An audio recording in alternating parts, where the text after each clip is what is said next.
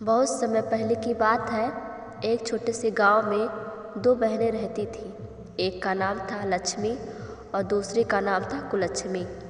दोनों बहनें बचपन से ही बहुत प्यारी और परिश्रमी थीं, लेकिन उनकी किस्मत में एक बड़ा अंतर था। लक्ष्मी हमेशा समृद्धि और सुख शांति का प्रतीक मानी जाती थी, जबकि कुलक्ष्मी का नाम जितनी खुशियों और सुखों से जुड़ा था, उतने ही अहंकार और कष्टों से भी जुड़ा था। लक्ष्मी के साथ हर समय अच्छाई और समृद्धि का साम्राज्य था। उसे हर काम में सफलता मिलती, चाहे वह खेती हो, व्यापार या फिर परिवार की देखभाल। गांव वाले उसे देवी की तरह मानते थे।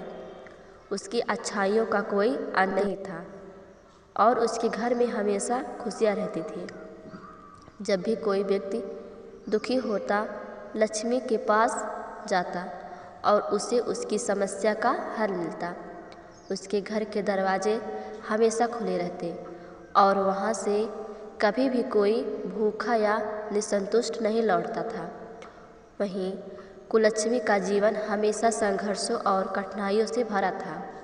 उसे किसी भी काम में सफलता नहीं मिलती थी। उसका हर कदम जैसे उसे और भी गहरे संकटों में धकेल देता था। जब भी वह किसी समस्या का समाधान ढूंढती, नई समस्याएं सामने आ जाती। उसके जीवन में जो भी खुशियां आती, वे जल्दी ही कहीं खो जाती।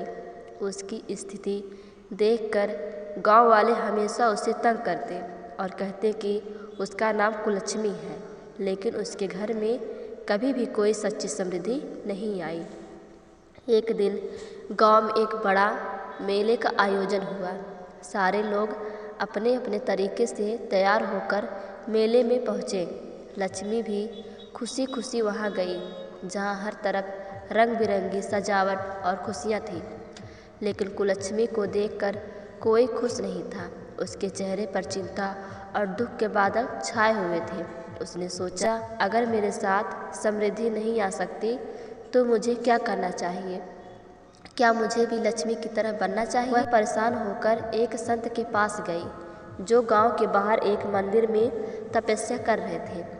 उसने संत से पूछा, मुझे अपनी किस्मत को बदलने का कोई तरीका बताइए, ताकि मेरे जीवन में भी सुख और समृद्धि आ सके।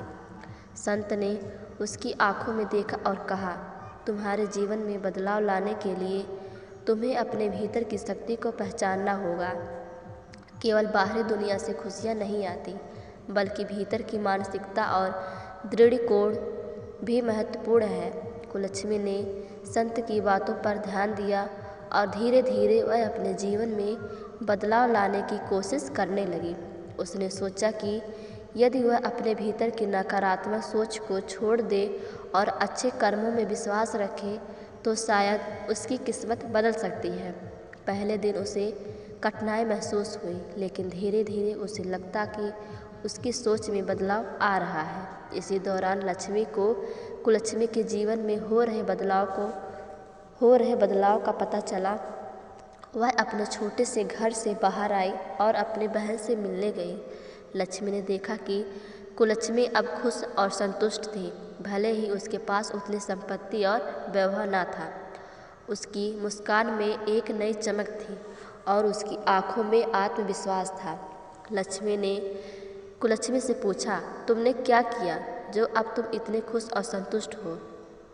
कुलक्ष्मी ने मुस्कुराते हुए उत्तर दिया, मैंने यह सीखा कि खुशी और समृद्धि केवल बाहरी चीज़ों पर निर्भर नहीं होती। जो कुछ भी हमारे पास है, उसी में संतुष्ट रहना और दूसरों की मदद करना, यही असली समृद्धि है। मैंने अपने भीतर की नकारात्मकता को दूर किया और अब जीवन में अच्छाई और संतोष की तलाश करती हूँ। लक्ष्मी ने उसकी बातों पर गौर किया और समझ गई कि सच्ची समृद्धि केवल भौतिक वस्तुओं में नहीं, बल्कि मानसिक संतोष और अच्छे कर्मों में है। उसने अपनी बहन से सीखा कि अगर किसी के पास संतोष और समझदारी है, तो वह किसी भी परिस्थिति में खुश रह सकता है। कुछ समय बाद गांव में एक बड़ी समस्या आ गई। एक भयंकर बाढ़ ने गांव के अधिकांश घरों को नष्ट कर दिया। लोग घबराते हुए थे, लेकिन लक्ष्मी और कुलक्ष्मी ने मिलकर लोगों की मदद करने का निर्णय लिया। लक्ष्मी ने अपनी संपत्ति से लोगों को राहत सामग्री प्रदान की, जबकि कुलक्ष्मी ने अपनी कड़ी मेहनत और सामर्थ्य से लोगों की मदद की। दोनों बहनें साथ में काम कर रही थीं और देखते ही देखते गांव में एक नई उम्मीद की किरण जग गई।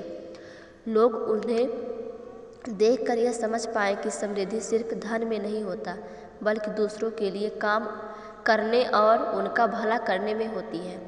इस घटना ने गांव के लोगों को यह सिखाया कि जीवन में असली खुशी और समृद्धि सच्चे कर्मों और सोच में होती है। लक्ष्मी और कुलक्ष्मी ने यह सिद्ध कर दिया कि अगर आपके दिल में दूसरों के लिए अच्छा करने की भावना हो तो कोई भी संकट आपको नष्ट नहीं कर सकता।